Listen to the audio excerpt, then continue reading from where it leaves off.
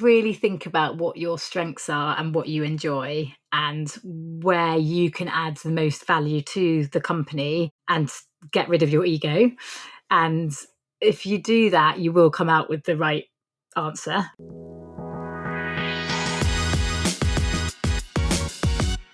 Welcome back to 40-Minute Mentor, the podcast on a mission to raise aspirations and inspire the next generation of category-defining founders, all in just 40 minutes. Today, we're joined by Mary Bonsor, co-founder of Flex Legal, a bespoke online platform created to connect law students with law firms and in-house legal teams on a flexible, on-demand basis. Alongside successfully building Flex Legal, Mary has been named Management Today's 35 Under 35, won Entrepreneur of the Year at the Women in Legal Awards, and she was also an Entrepreneurship category winner at the European Women of Legal Tech Awards. She is a real trailblazer in the legal tech world, and I've known her since our uni days at Leeds. So I am so excited to share her amazing story and mentorship with you all. Mary, a big, warm welcome to 40-Minute Mentor. I'm so excited that you're on the podcast as we've known each other for a long time. So thank you for being here. How are you? Not at all. I am so delighted to be here and always listen to it. So I feel very honoured to be on the other side for once. Oh, well, thank you very much. The honour is all mine. It's a very long time coming getting you on. So I'm so pleased that we are able to share your amazing story because it really is very inspiring. But before we kind of dig into all things Flex Legal, let's warm you up with some quick fire questions. So please finish the following sentences after me. Number 1, success means to me... Self-contentment with life, family and work. Oh, imagine getting all... I mean, that is the ultimate. That's the best answer. Hard to attain, I feel, but Ultimate success. It's the ultimate success. Very true. The best day in my career to date was when? I found this one really hard, but I'm going off track. So probably recent acquisition of my business, Flex Legal, to Mishcon de Reya. I mean, yeah, I was expecting you to say that, but I know there'll be many great days in your career, but I think when you exit your business after the years of blood, sweat and tears that goes into it, I think that's got to be right up there, hasn't it? Looking forward to telling It's definitely up there. Yeah. Oh, well, I can't wait to dig more into that as we go on. One piece of advice I'd give my younger self is... Fortune favours the bold, or fortune favours the brave. I am right. So my mum always used to say that. And my biggest failure to date is... Oh, there's been far too many, but I think the most recent one, and not biggest, but it's just top of mind, was I tried to do a marketing stunt where I got all these gloves branded, went outside a law firm to hand them out, and not one person stopped to say hello. Oh, no! So that was definitely a recent failure. Oh, God. Yeah. But there's so many like that. And I feel like my life has been full of failures. That's been a part of the fun journey. Yeah, no, it's nice to hear there are still, even after exiting your business and all the success you had, that we still, it's still part and parcel of the life of an entrepreneur, isn't it? That there will continually be failures, but I think it's often how we deal with those failures is often, can be a big indicator of how successful you are. And I think learning from them and continually kind of being up for trying new things, even though a lot of things will fail, I think is often a really key part of it. And that's part of why on this podcast, we really like to talk about failure and not make it this big, scary thing, make it something that people should embrace because it's just part and parcel of life, isn't it? Yeah, and actually my biggest one is probably looking back, not having taken long enough on my maternity leaves. So I only took 3 months off twice, which in hindsight was mad and silly because the business was absolutely fine and didn't need me and did much better without me around. So yeah, I think in hindsight, that's the biggest one.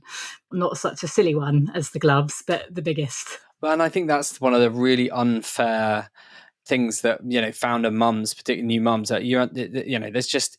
I've heard that far too much, if I'm honest, and but I also understand it because as a founder, you kind of feel like you can't, if you leave your baby for the other baby, you feel like you've got to be there, you've got to be ever present, and that's a pressure that I hope we'll see less of that because you do deserve to take time out for something so important, and I think it's good to talk about that. Yeah, and it's totally a self pressure. And that's where I think it's the self-contentment piece of, just be happy with what you do and why you do it, and then all your choices will sort of work out. But especially with the maternity leave, I definitely should have taken longer. Yeah, and I think we put ourselves under so much pressure, don't we, as founders, to rush back, not take too much holiday, and actually realize that actually it's really bad. It's really bad. It's not great for your team, because it's good to let your team thrive without you looking over the shoulder. Not that you're like that, but sometimes I found the best thing for my team is when I'm not there, and they have to maybe take conversation that they've not had to deal with, or solve problems on the fly. And I didn't take enough time when my daughter was born, and it's my biggest regret, actually. It's one of my biggest ones. Yeah, and I always wonder if it's founders being quite bad, including myself, at sometimes setting their own boundaries. Like, I'm such a yes person that then, which, is great in many ways, but equally, you've got to say no, and you've got to set those boundaries to lead by example. Because I would want every person who worked for Flex to take a full maternity leave. So why did I not kind of practice what I preach? Yeah, it's so true. It's boundaries is exactly the word. And that's the one thing that I found that COVID forced me into realizing that I didn't need to be in the office every single day. I didn't need to travel to London every single day. That I could do the school runs in the bedtime. Oh, well, not really in lockdown, but I could do the bedtime routine, and it didn't change anything dramatically. The only difference being I was much happier because I was spending quality time with my family, and that was a very powerful reminder. And I've changed since then. I block out days and times, just was like, this is family time, and that's really helped me just get a better balance, which we all need as founders. I feel like we could talk about this topic lots, but we need to dig into your story more. But thank you so much for being so open and honest. Tell me a bit more about your upbringing, Mary. I would love to share with our listeners what your childhood was like. What were your big early dreams and aspirations?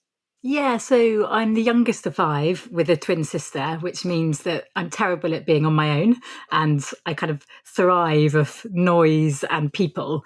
And our house was always full of people coming and going of all ages, and I kind of absolutely loved that.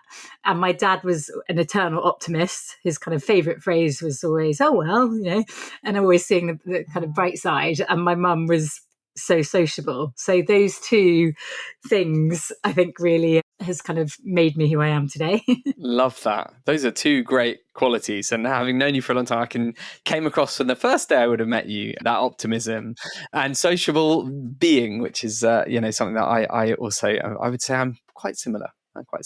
Yes, you're very similar. No, thank you. You ended up going down the path of law, which has been a very important part in your whole career trajectory. Where does your love for law come from? So the honest answer was, at university, I didn't know what I wanted to do. And you kind of leave university, and I had no grand plans at all, other than I want to help people. I want to be intellectually stimulated. And I hadn't really looked into law. And then I did some work experience. And that's where I started really loving it. I thought it was fascinating. It was in family law. I loved the sort of personal touch and helping people aspect. And that's where I decided, yes, this is definitely for me. And I kind of signed up to go and do the GDL the next day. Wow. Impactful. Yeah. So that really had a big impact on you. And you obviously went on to have a very successful career as a solicitor before starting the founder journey. I would love to learn a bit more about that legal part of your career. How did you find that experience? Was it everything it was cracked up to be? And I guess ultimately, why did you end up deciding to go down the entrepreneurial path when you did? Yeah, so when I got there, I absolutely loved it. I loved my law firm. I loved the team. I found the work really interesting. But I think the struggle to become a lawyer and the whole kind of system of applications and training contracts was very archaic, and it was hugely competitive. So there were 25,000 law grads for 5,000 training contracts at the time I applied. So there were so many of us desperate to become lawyers, but couldn't get there. So that's really why I started Flex, looking back to try and help solve that problem and allow more people to get work experience to become lawyers. But the passion for law was completely there, and I loved my time as a lawyer. But I knew, as I was going down this career, that if I didn't jump and try and set Flex up when I did, I would never do it. It was kind of pre-family, pre-mortgage. I was only a 2-year PQE lawyer, so still quite a baby. And that was the time to sort of take the risk. Yeah, and timing is often a really big factor in these decisions, isn't it? It's exactly the same for me when I was 25, and again, renting, a girlfriend who became my wife, but like it felt like the right time because I could just take a risk. And I wonder if there are a lot of people out there that just life dealt them a slightly different hand, where they had a great idea, but because of their situation, they didn't go for it. And I wonder, I'd imagine there's probably quite a lot of people that have got ideas in the back of their heads that they're like, God, if only I had the early idea for Uber or Deliveroo, but never went for it. So I think timing is important. So important. And actually, I'm part of this female network where one of the sessions yesterday was founding a business at 50. And I loved it because it just shows it's never too late. I do really believe that you can do it at any time and stage, but you just have to be comfortable that it might not work out and it's a risk. It's so true. And I've actually seen loads of posts about this on LinkedIn recently about the age of so many iconic companies. The founders were actually in their late 30s, 40s, 50s, 60s, even later. And there is, especially now with tech, like you really can start a business whenever. And, I really think it's good for the broader ecosystem that there are founders starting businesses, later in life. I think that's a good thing. Do you always feel like you had that entrepreneurial gene? Clearly, this idea was ruminating while you were, working in law, and then you took the plunge because the timing was right. But was that always in you? Were you selling, what's that, the American like lemonade stand, or were you doing anything like that when you were back at school? Yeah, so looking back, I definitely was. And I look back and me and my twin sister used to do something we created this whole show called The Nerdy Show. And we used to try and sell tickets to anyone who would come and listen, which wasn't many people at all. And it was terrible. And, I think people were just kind and would pay £1 and come and listen. So there were definitely moments like that of trying to get stuff off the ground and selling sweets and trying to be entrepreneurial. But I always wonder if it's in someone or if it's something you can learn. Like, I do think entrepreneurialism isn't you either have it or you don't. It's sort of a behaviour that you can grow to do. Because lots of people ask, have you always been an entrepreneur? And I say, I don't really know, but I think people can learn it as a trait.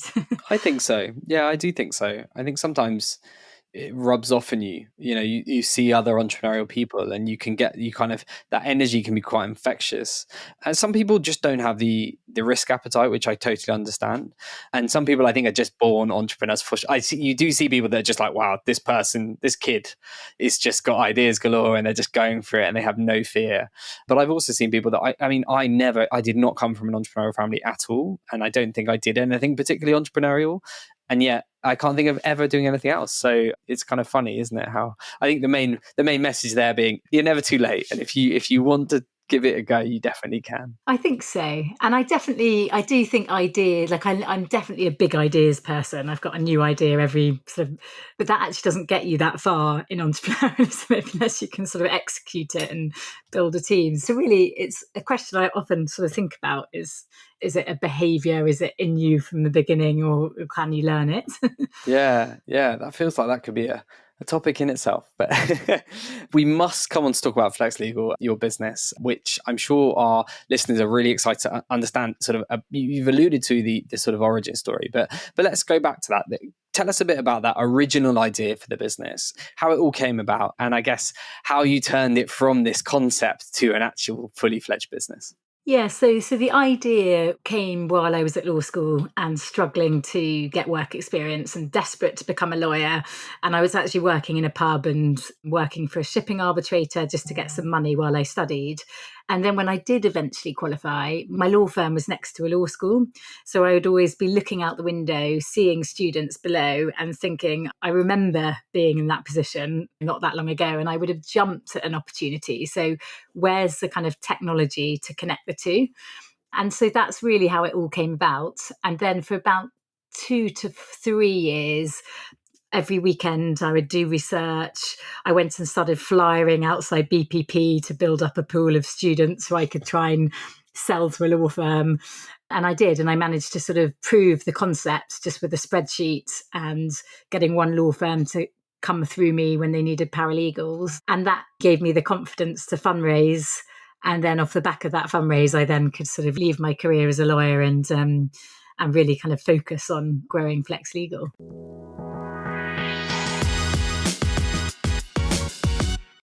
Before we hear more from today's 40-Minute Mentor, I wanted to tell you about the upcoming Leadership Unleashed open cohorts starting in January. Sign-ups are now open for you to become part of this vibrant new leadership community.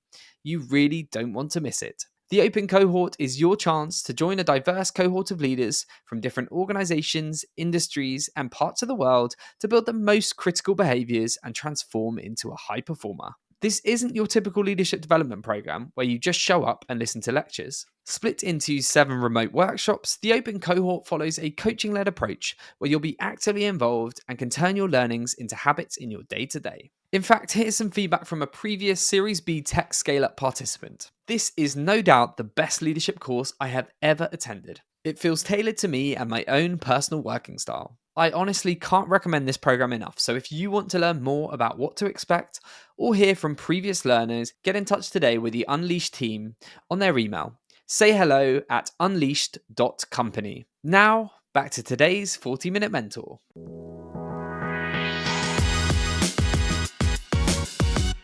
For anyone that hasn't really come across a business before, can you share your elevator pitch for what it actually does?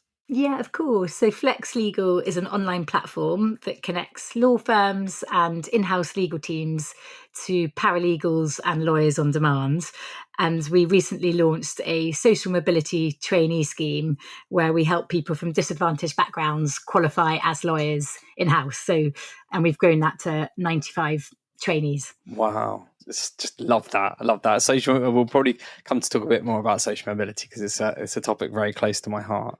And what a journey you've been on. And I guess we'll probably come on to talk a bit about the evolution and the lessons learned. But I guess just going back to that moment where you decided to go for it, how did you find that switch? Because I guess typically lawyers, you don't always think of them as like very entrepreneurial. I guess technically, the role itself is probably, they naturally have to be a bit risk averse in how they do things. So did you find that a difficult transition from a very corporate role to this founder life? How was that transition? Would love to hear about it. Yeah, it was really interesting. So from the sort of corporate life to startup life, I remember the first 6 months feeling like I was on holiday. I was like, this is so strange. I'm not wearing a smart outfit and I'm going into this startup office, and it genuinely felt a bit like freedom. So that was quite interesting. And then you're so right. You're trained as a lawyer to be risk adverse and to know all the answers. And in the startup life, it's the total opposite. You learn by getting it wrong and pivoting. And I remember having a bit of a debate with my co-founder over our T's and C's, and him saying, look, let's just send them to a law firm. They'll amend them. It really doesn't matter if they're not perfect. And me saying, no, we need to spend, we need these to be perfect, and we've got to send them off to a law firm to be reviewed. And he was like, why do you think that? And he was so right. It was the best way to learn was by giving it a go ourselves, sending them off, and they were terrible and they got marked up and got sent back. Yeah, it's so true. It's probably a really good lesson, like an early lesson, that, isn't it? Because I guess you can be, thankfully, I don't think you would have been institutionalized because you hadn't been doing it for like a decade plus or anything, but you do have to kind of unlearn some of those early things when you're working in such a different environment, which is incredibly dynamic and probably just completely different to the typical day-to-day of being a lawyer. What advice do you have for anyone else that's maybe like a lawyer listening to this with an idea, thinking about making that leap into starting something or even maybe joining a new startup? What advice can you share from your experience of making that transition so successfully? Yeah, so I think I was lucky in that I sort of managed to trial it and research it and really, almost like the lean startup, gave it a bit of a go before I launched in. So a couple of things I did was what I mentioned earlier of just using a spreadsheet and trying to show that I could make it work. And then also my rule of fundraising was anyone who knew me wasn't allowed to invest. It had to be people I didn't know. And that was because I really wanted people to believe in the idea, and family and friends tend to be far too generous and kind and would probably just say, oh yeah, we want to support you. So those were my kind of 2 rules. And I think now with tech being where it is, there's lots of easy ways to test things, and you don't need to build the perfect product to get going. You just need to really bring in the customers and see if anyone will pay for what you're trying to do. Yeah, that's so true. That's so true. And I guess you're now 8 years in or beyond into your journey. I'd like to take you back again to that earlier phase, though, because we're going to come on to talk about the exit and all the good stuff. But I know there'll be some gnarly, challenging, brutal days while you were sort of getting the business off the ground. Are there particular big lessons from the early days that really stand out to you that you can share with us for any other early stage founders, maybe going through that quite challenging stage of finding product market fit? Yeah, I think it comes back to really trying to listen to what the customers are saying and make sure you're constantly learning and listening and tweaking what you're doing. So a good example is when we started Flex, our whole business model didn't work. For my first sales pitch, I went into this law firm, said how we were going to do it, and he just said that just won't work.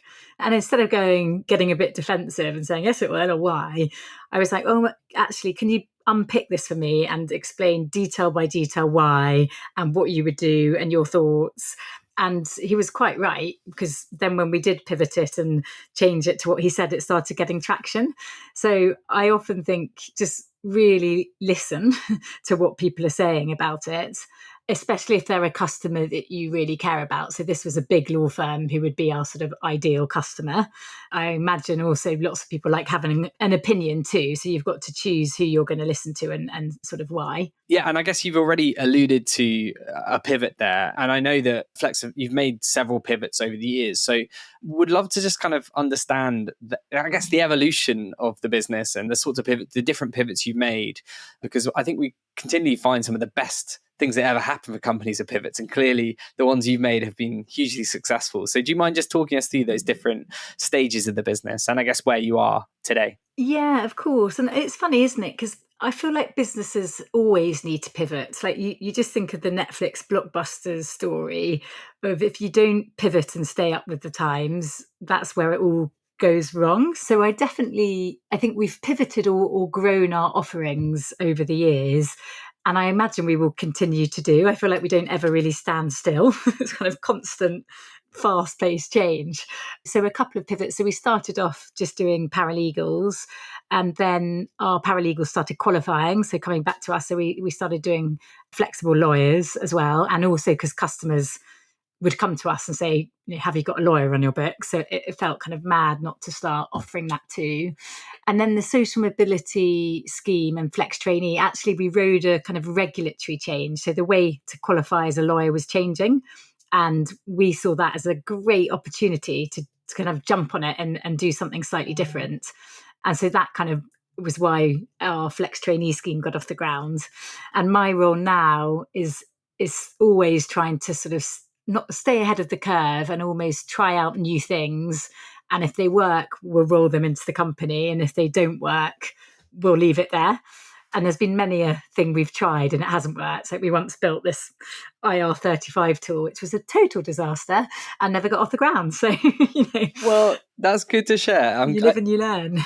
Yeah, exactly. And I think that's really important to be honest about. It's okay. And I think that is the reality of pivots and trying new things, is that they're not all going to come off. And as we said before, it's really about what you learn from it.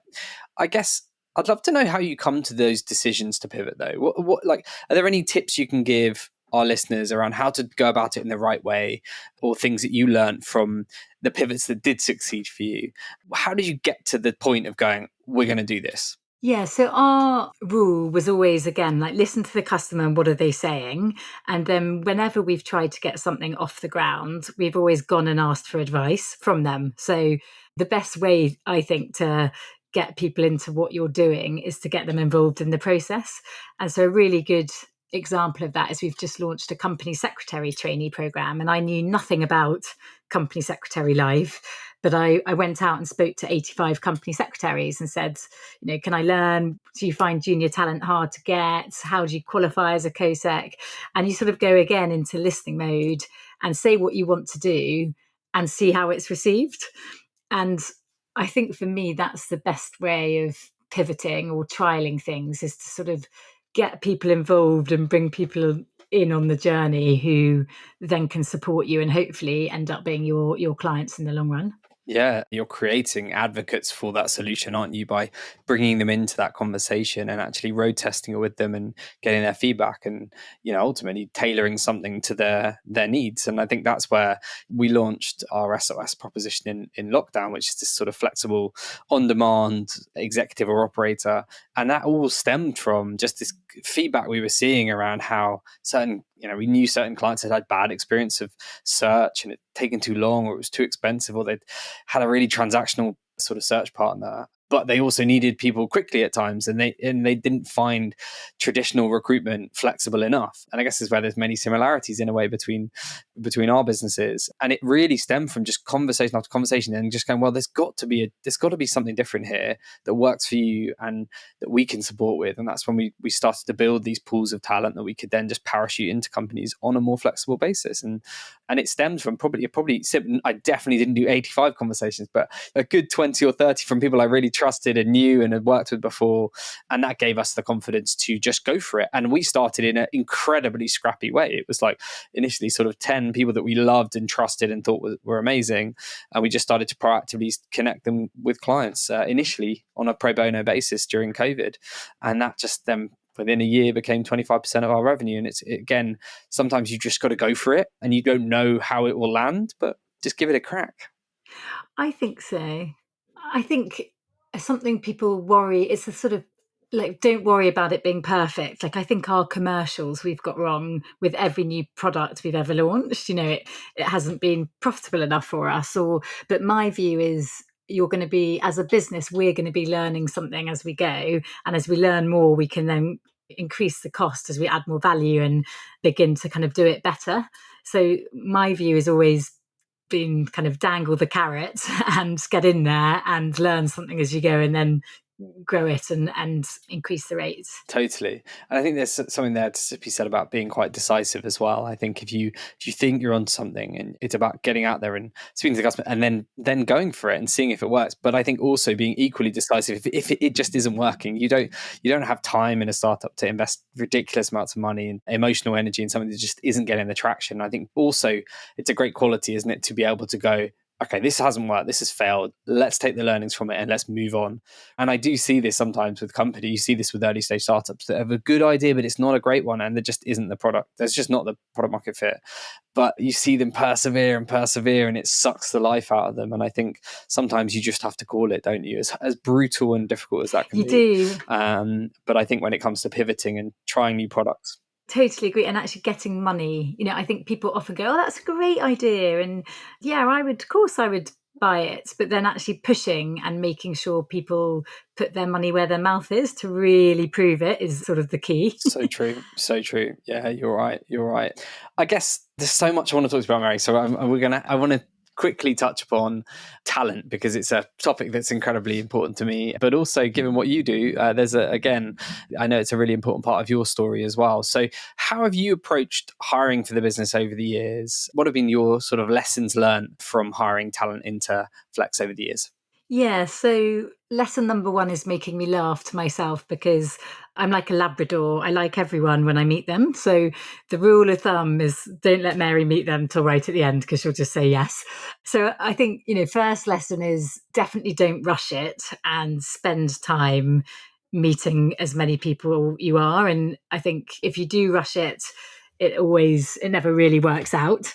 And then for me, which hasn't been difficult, we've hiring people better than you is, and which isn't in your skill set is the key, so that you both bring something, especially in the early days when you're a small team, you bring people into the business where you've got a weakness. And I often think I was so lucky with my co-founder because we are like chalk and cheese, but we would drive each other up the wall, but equally it worked so well because I was a doer and he was a perfectionist. So together would come out with a kind of middle solution. Yeah. Oh, geez, I really like that. And I can relate. I feel like being a Labrador is a great way of describing myself as well, just like liking everybody. Your advice is bang on. I think we I understand the need for speed, and especially when there's so much to be done, but actually slowing things down, bringing structure. It doesn't mean there can't be momentum, but I think having a rigor behind your process and getting at other opinions and really taking the time to get it right, especially early on, because it's just people and talent can make or break a company, can't it? It can be so exponentially impactful, but it can also really damage the culture if you get it wrong. So these are lessons that I've learned from getting it wrong in the past. So I think it's good that we're talking about that as well. Yeah, completely. And we now make our probation period 6 months for any new starter. And I think, again, it's so hard really to get to know someone. And often when you hire salespeople, if it's before Christmas, so Christmas is in the way. So 3 months doesn't actually give you a particularly long runway, whereas 6, I think, really does. So we've sort of, increased that over the years to 6 months. Yeah, no, I can understand. And I think that goes both ways. I can imagine some candidates might go, oh, well, that's risky for me. But actually, it's a two-way thing as well. Having 6 months for you to have enough time to really prove yourself and also to get to know the business and to sense check, is this the right environment for us? What makes a candidate stand out to you in the interview process? I know you like everybody, Mary, but when you get to like those kind of really exceptional talents or just characteristics that have worked well for Flex, like for anyone listening to this that wants to come work for you, what is it they need to do to really impress you? Yeah, so for me, a lot of it is about being vulnerable. And I love hearing stories about where something didn't work. And we often say human is one of our company values. And actually, it builds trust when people are vulnerable and said, "Oh, I could have done this better." So we look for sort of that trait. And then equally, we look for the trait of company above themselves. So if someone's always talking about their success and what they did and how brilliant they were, that's a bit of a red flag, because it should be more about the team or the company. Or I guess it's like, can you see yourself trusting this person, having a good time and working with them and really enjoying it? And for me, that's sort of no ego, passionate, and equally, and probably most importantly, willing to put their hands up and say, "Oh God, I'm so sorry, I got that wrong," which we all do, but that's probably key. Yeah, and I think that's so true. I think we see this more and more, that self-awareness, that willingness to admit to mistakes and take accountability for it. That's a quality we all want in our team, isn't it? Someone that will be open and that you can trust to come on that journey with you. I think particularly in the earlier stages, it is more about those characteristics often than actually the skill set. I think obviously that's different if it's a very technical role or whatever, but actually, especially in those when you hire generalists to get shit done for you, the attributes, those characteristics are so important, I find. That's really helpful. Well, I'm sure there'll be people sending their CVs your way, Mary, that want to impress you off the back of this. Yeah, please do. I guess we should, given you have been through this incredible scaling story and exit, do you mind just giving us the whistle stop tour of kind of the evolution to the business to that point of the exit and how that came to be? And perhaps just to put in context where the business has come from and to. I think that'd be really awesome to share with our audience, because you're too humble, so I'm going to force you to talk about it. I'll try. So we started off doing paralegals and then lawyers, and then COVID came along and basically wiped us out for 10 months. And that was a real low when our revenue dropped overnight by half and then quarter again. So those 8 months were just about laying low and keeping the runway and keeping morale and trying not to get rid of anyone. And then kind of post-COVID, the market picked up again and we started growing both the paralegals and the lawyers offering. But the flex trainee bit really took off in 2021 with that regulatory change. And that's probably been the bit of the business that's grown the quickest since then, just with the kind of social mobility element and the ways of building up in-house legal teams. I think there's still a lot of growth in our business, and that's the reason I sort of say that is I think it's really important to sell your business when there's still a lot of growth left, that you really shouldn't be looking to sell it at its absolute peak because the buyer wants to get further value. So someone who coached me told me that, and I hadn't ever thought about that, and I thought it was such a good point. And the exit really came about at a really good time for me personally, with two very little small girls, and professionally with growing it to this stage. I'd just handed over the CEO role, but equally, thought there was a great opportunity for the acquirer who came along for us to do lots of cool things together, and a really good cultural fit, which is what sort of really made us kind of jump at it. And my co-founder was also leaving to set up an AI business. So again, it made it all really clean in terms of not having to buy back his equity.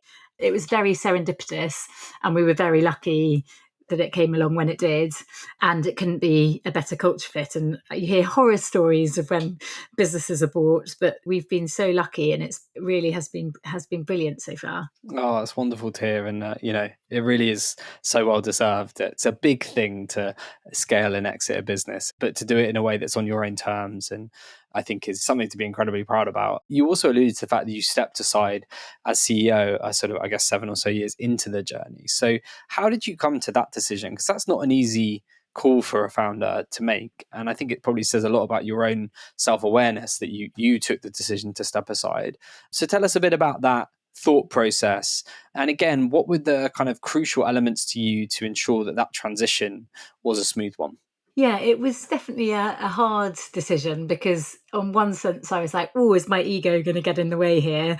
And then I was like, no, you know what your strengths are, you know what your weaknesses are, you know what the company needs to take it to its next stage.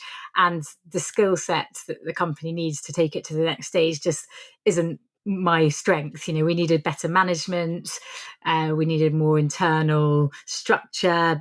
And actually, it's been absolutely brilliant in a way, because it sort of freed me up to be able to do the visionary bits, the entrepreneurial, getting things off the ground, and trying things, and continuing with the sales and spending time with clients. So it wasn't an easy decision, but it comes back to sort of what I said when we interview. You've got to put the company first, and companies at different stages need different things.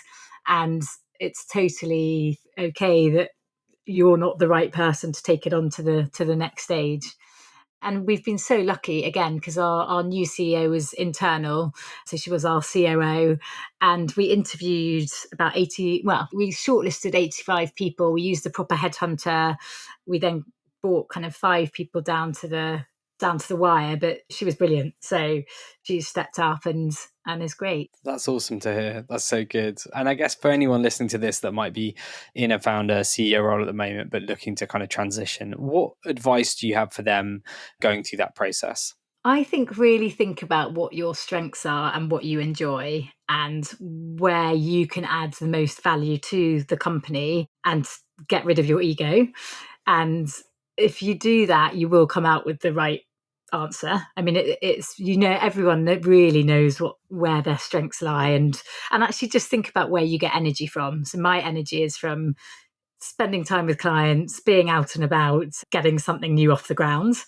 And actually, when a company gets to a certain size, it needs other things. It needs better structure. It needs better management. It needs all sorts of grown up bureaucracy. And I think, don't be scared. There's still a role for you. It's kind of make the role for you what you want it to be, which plays to all your strengths. Yeah, great advice. Thank you. We said we'd talk about social mobility, and I think it's a really important topic to discuss before we get to our wrap up questions. I think there's been a lot of progress in many industries on this point, but I'd love to get your thoughts on the state of the legal industry when it comes to making it more socially mobile, and the work that you're doing in that space to kind of change the narrative there. So, yeah, do you mind sharing a bit more about that? That'd be amazing. Yeah, of course. So the legal sector is sort of renowned for not being very diverse. And interestingly, the whole kind of reason we started Flex Trainee was, yes, there is a regulatory change, but equally the amount of clients or partners of firms who said, I only want to see candidates from Russell Group universities, was quite outstanding. And astonishing, really, that comment, people still say it today, which shows that there's still a problem. So, and it used to infuriate us, because some of our best candidates were not from Russell Group universities, and were absolute superstars. So it was more, it kind of stems getting it off the ground from almost the sort of trying to prove people wrong and seeing how we could really help make a proper mark and actually help people qualify as lawyers who weren't from Russell Group universities, and were from kind of disadvantaged backgrounds. And equally, I think one thing which I always say, but I think it's really to state the obvious, that it doesn't mean that the quality is any worse. They're absolute superstars and brilliant and amazing candidates who flourish and do amazingly. And that's such a important thing to kind of say as well, is they still have to pass all our assessment centres and have, it's still a super high quality. And so we're just really trying to have an impact in getting the right people into the profession. That's where we really see that we can have quite a big impact. And the way of qualifying has changed. So it really allows you now to open up that net to more people and train in law firms as well as in companies now. So it's been a huge kind of opportunity. No, that's awesome to hear. That's really great. And I guess if you were to give a call to action for leaders in the legal industry to sort of buy into this more and make positive change, what would you say to them? Yeah, I would just say try and give back. It doesn't matter what your background is personally, but think about making it better for the next people coming up. Like, I feel I've been really lucky in my career, in my upbringing, my education, but it doesn't mean I don't have the desire to make it better and help others who weren't as lucky as me. And so, yeah, I think my kind of call to action is just try and put that ladder down to someone else and make the profession better for the people coming through. Yeah, and it's better for everybody. I mean, the world is a better place if we all did that a little bit more, just think about others and just pay it forward. And I think there's a selfish part of that, which is it's incredibly rewarding as well. And that's why we talk about mentorship all the time. To be a mentor, you learn so much from your mentees, and it gives you that warm and fuzzy feeling. And there's nothing wrong with that. I think that's a really good thing. But actually, the much more important thing is that, especially if you come from privilege, is that you have I believe we all have a right, and there's part of us that we should do our bit to help others as well, and especially those that are less privileged and haven't had the opportunities through no fault of their own. And so I think it's really important to do that. And I think that's why one of the things we've talked a lot about on this podcast is trying to advance social mobility, and there's a part we can all play in it. And I think sometimes you just need to look within a little bit more and go, am I doing enough? Can I help others? Because all of these industries get so much better the more diverse, the more inclusive they are. And if there is a greater, I feel personally quite strongly that if you have people from different walks of life, it will enrich the legal profession and many others. And I think there's so many examples of that being the case. So well done for all the great work you're doing, Mary. It really is so important and great to see. We're sadly at an end. This is 40-Minute Mentor, so I have to ask you, if you could be mentored by anyone, dead or alive, who would it be and why? Yeah, so I would choose Patrick Lencioni, and that's because I absolutely love his books and think the way he writes about team leadership, scaling businesses is amazing. So we'd love to be mentored by him and continue to learn from his wise words in all his books. That's awesome. And finally, what is one piece of career advice that you'd like to leave our listeners with today? Ooh, I would say finish on what we just kind of were discussing, but always think about how you can give back. And if everyone just gives back one small thing, the world would be a much better place. So that's probably how I'd end. It's a great place to end it. Mary, thank you so much. I am a huge fan of yours. I always have been, and I love what you've built. And it's amazing to see the success you've had. And it's been a real privilege sharing a bit of your story with our listeners today. So thank you so much for taking the time to do it. Not at all. Thank you so much. It's been great fun. I loved it. Thank you. Cheers. Thanks a lot.